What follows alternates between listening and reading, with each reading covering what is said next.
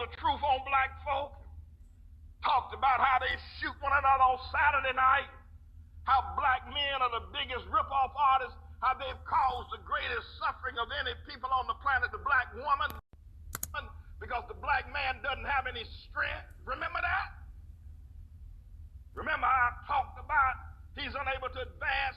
The black man don't know how to build his neighborhood. The white man have to come in and build his house for him.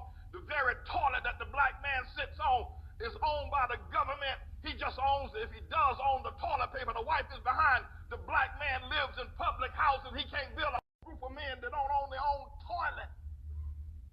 They don't have their own spittoon. Black men said that over 40 million of them 7 years ago had died with AIDS, and there are more black folk affected with AIDS right now than there were 7 years ago, and they're still dying like flies in Africa and here in America. Y'all remember? And all around that dome, lights went out. Nothing but black people, no white people, nowhere. The Ku Klux Klan wasn't there, just black folk.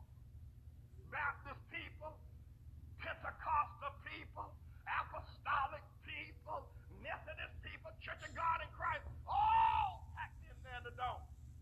They got it in together. The first thing they did, they started acting just like niggers. Black men started raping everybody. Gunshots sound like in New Orleans. Maybe you're not going to see a bunch of reports of it, but I will tell you that's something I witnessed.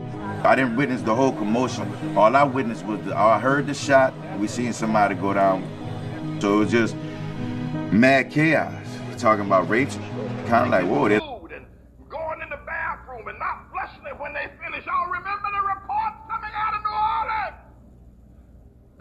They stunk the place up, made it a hellhole, drove people out of the dome, drove women and children out of the dome into the storm because they didn't want to be there with black men and black people. When black people were left to themselves with nobody to govern them, the police weren't there, the mayor wasn't there,